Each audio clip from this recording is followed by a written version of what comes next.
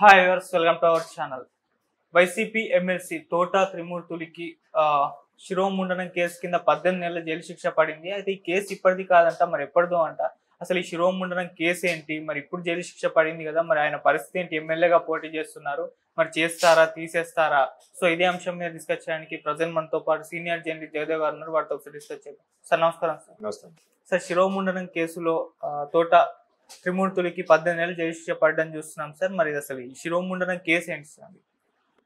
అంటే ఇది ఇప్పుడు ఆయన మొదటిసారిగా ఎమ్మెల్యే గెలిచినప్పుడు ఎప్పుడుదో అనుకుంటా అండి. ఆయన ముందు టీడీపీలో ఉన్నారు, తర్వాత పీఆర్పీలోకి వెళ్ళారు, తర్వాత మళ్ళీ టీడీపీ కాంగ్రెస్లోకి వెళ్ళారు, పీఆర్పీ కాంగ్రెస్ విలీనం అయిన తర్వాత మళ్ళీ టీడీపీ తరఫున చేశారు. అప్పుడు టీడీపీలో 2 సార్లు చేశారు, తర్వాత పీఆర్పీలో కూడా ఓడిపోయారు అనుకుంటా. కాంగ్రెస్ తరఫున మళ్ళీ గెలిచారు, తర్వాత మళ్ళీ టీడీపీకి వచ్చిన తర్వాత వైసీపీ చేతిలో ఓడిపోయారు. మొన్న 19లో ఎమ్మెల్సీ అయ్యారు టీడీపీ తరఫున. అది కూడా గవర్నర్ కోటాలో ఆయన ఎమ్మెల్సీ కింద అయ్యారు. అయితే ఏంటంటే గోదావరి జిల్లాలో కూడా ఎక్కువగా ఈ దళితులు ఉన్నారు అని చెప్తుంటారు, అది వాస్తవమే. సో ఆ ప్రాంతంలో ఈ మైనారిటీస్ కూడా ఎక్కువగా ఉండడానికి కారణం ఇది ఒక రీజన్. ఎందుకంటే ఈ అగ్రవర్ణాలు కొంతమంది అణచివేద్దామని, లేదంటే కొంతమంది పలుకుబడి పేరు బాగా ఉన్న రాజకీయ నాయకులు వాళ్ళ యొక్క ధూర్త లక్షణంతో విచ్చలవిడిగా ప్రవర్తించడం అనేది కూడా చాలాసార్లు ఇబ్బంది కలుగుతుంది. అలాగా ఒకప్పుడు శిరోముండనం అంటే గుండు కొట్టించడాలు అప్పుడులో ఇట్లా ఊర్లలో ఇలాగే ఉండేవి కదా. జనరల్గా ఇప్పుడు పెదరాయుడు సినిమా టైప్లో ఎవడైనా ఒక పెద్ద మనిషి తీర్పు ఇచ్చాడని అంటే ఆ పెద్ద మనిషి తీర్పు ప్రకారం ఫాలో అయిపోవడం.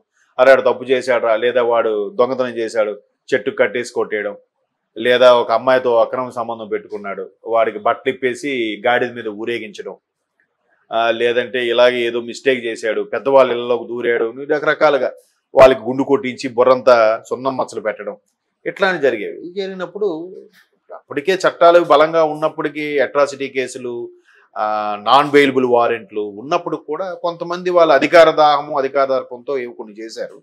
అలాగే ఈయన గతంలో చేసిన దానికి ఎప్పుడో ఫస్ట్ ఎమ్మెల్యేను 95, 96 అంటే ఆల్మోస్ట్ ఆల్ 2000కి ముందు లోపలే జరిగిన సిచ్యువేషన్స్ లో అది ఎన్నో ఒక 150, 200 వాయిదాలు అంతే కదా. ఇప్పుడు 20 ఏళ్లలో సంవత్సరానికి 10 వేసుకున్నా 20 పదులు 200, పోనీ 5 వేసుకున్నా 25 100 ఇదైతే వాయిదాలు అయితే అయ్యే ఉంటాయి కోర్టు జరుగుతుంటే. ఇప్పుడు మొన్న రీసెంట్ గా మన వల్లభనేని వంశీ గారు కూడా అంతే కదా. 2019లో ఒక పోలింగ్ బూత్ దగ్గరికి వెళ్ళి హడావడి చేశారని చెప్పి మొన్న కోర్టు ఆయన పిలవండి, ఆయన రాకపోతే అరెస్ట్ చేసి తీసుకురండి అని చెప్పింది. ఈ మధ్యలో ఒక 7-8 వాయిదాలు అయ్యాయి, వీళ్ళు వెళ్ళలేదు. వెళ్ళకపోతే చివరిగా కోర్టు తీర్పు ఇచ్చింది.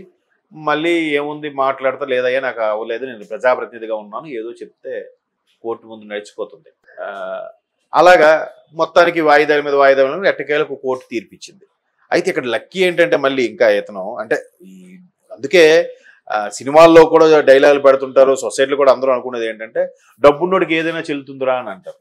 ఇప్పుడు ఎంత జరిగినా ఇంత వాయిదాలైనా వాళ్ళు విసిగిపోయి ఉంటారేమో కానీ ఆ సామాన్యులు ఎవరైతే పెట్టారో వాళ్ళు, ఈయనకేముంది లాయర్ బతికే ఉంటాడు, బాగా హ్యాపీగా కూతురు పెళ్లి చేసేది ఉంటాడు, ఇల్లు కట్టుకుని ఉంటాడు లాయరు. ఈయన మొత్తానికి 18 నెలల జైలు శిక్ష, 2 ఏళ్ళు జరిమానా. బట్ కొన్ని చట్టాలు ఎలా ఉన్నాయంటే 2 ఏళ్లకు పైబడి ఎవడైతే శిక్ష అనుభవిస్తాడో వాడు పోటీకి అనర్హుడుగా కూడా ఉంది. సో 2 ఏళ్ళు లేదు కాబట్టి పోటీకి అర్హుడే. మీ సందేహం అదే అనుకుంటా. ఒకవేళ ఇప్పుడు ఈయన జైలు శిక్ష పడింది కదా, నెక్స్ట్ మండపేట నుంచి ఎవరిని పోటీలో దిగబోతున్నారు ఏంటి అని. సో 2 ఏళ్ళు లోపు కాబట్టి పోటీకి అర్హుడే. లోపల ఉన్న ఏముంది, సినిమాలో చూపించినట్టుగా అసెంబ్లీ రౌడీ సినిమాలలో మోహన్ బాబు గారు జైల్లో ఉన్నా కూడా పోటీ చేయొచ్చు.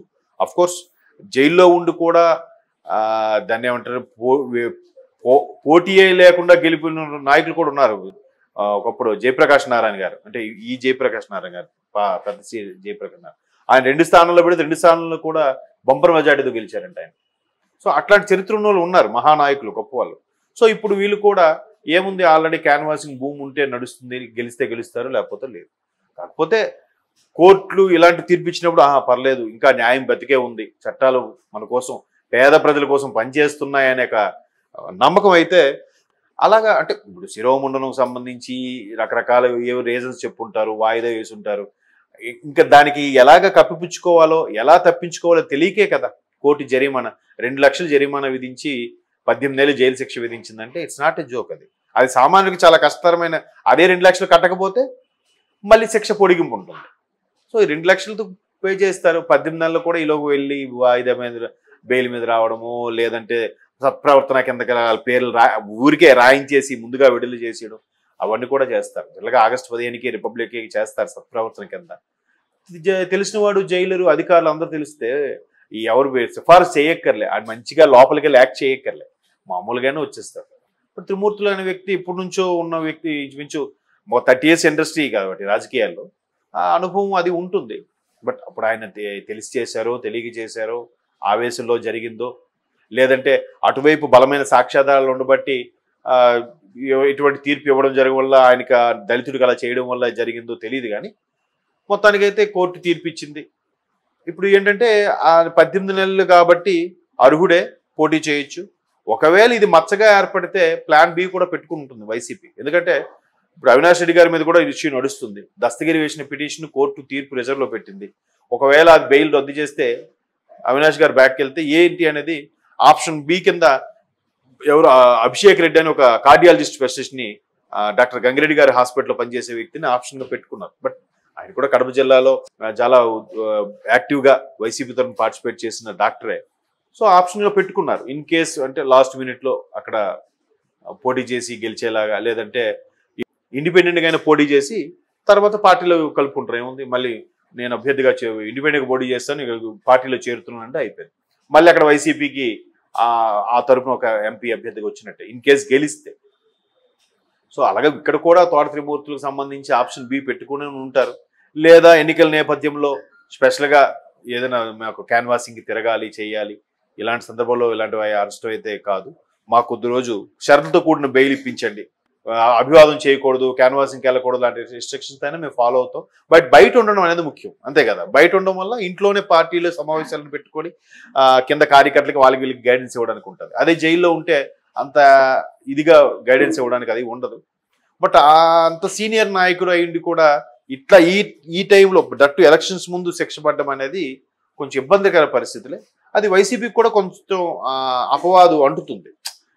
వైసీపీలో అందరూ ఇలాంటి వాళ్ళు ఏంట్రా అన్నట్టుగా కూడా అనేస్తారు. సో మొత్తానికి ఏదైతేనేమో వాళ్ళ ఆప్షన్ బి కూడా పెట్టుకొని ఉండొచ్చు. మేబీ ఎవరిని ఉన్నారు ఏంటి అనేది మనకు తెలియదు. కానీ అక్కడైతే మాత్రం అవినాష్ రెడ్డి గారికి ఆప్షన్ పెట్టారని కూడా వార్తలు వినిపిస్తున్నాయి. ఇక్కడ తోట త్రిమూర్తులు గారికి ఇలా వస్తుందని తెలియదు కాబట్టి ఆప్షన్ బి మనకు వినబడలేదు. మేబీ రేపు మాపో ఆప్షన్ బి కూడా వినిపించే ఛాన్సెస్ ఉన్నాయని నేను అనుకుంటున్నాను. మీ సందేహం అదే అనుకుంటా. ఒకవేళ ఇప్పుడు ఈయన జైలు శిక్ష పడింది కదా, నెక్స్ట్ మండపేట నుంచి ఎవరిని పోటీలో దిగబోతున్నారు ఏంటి అని. సో 2 ఏళ్ళు లోపు కాబట్టి పోటీకి అర్హుడే. లోపల ఉన్న ఏముంది, సినిమాలో చూపించినట్టుగా అసెంబ్లీ రౌడీ సినిమాలలో మోహన్ బాబు గారు జైల్లో ఉన్నా కూడా పోటీ చేయొచ్చు. అఫ్ కోర్స్ జైల్లో ఉండి కూడా దాన్ని ఏమంటారు, పోటీ లేకుండా గెలిపిన నాయకులు కూడా ఉన్నారు. Okay sir, thank you so much. Thank you.